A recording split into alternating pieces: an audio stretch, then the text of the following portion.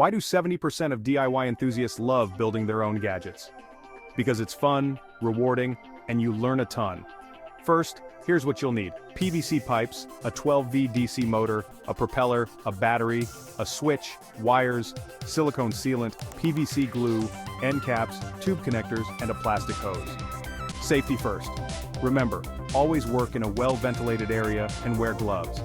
Start by cutting the PVC pipes to the required lengths.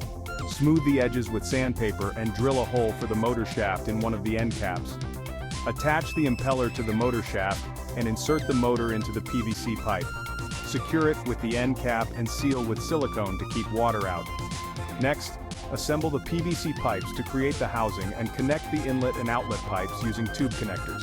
Glue all joints with PVC glue and let them dry. Now the wiring. Connect the wires to the motor, then solder them to the switch and the battery. Test the motor to ensure it spins the impeller. Finally, assemble the pump, submerge the inlet pipe in water and switch it on. There you go, a working 12V water pump. Recap: we cut, drilled, assembled, wired, and tested. Now it's your turn. If you enjoyed this, hit like, share, and subscribe for more fun DIY projects.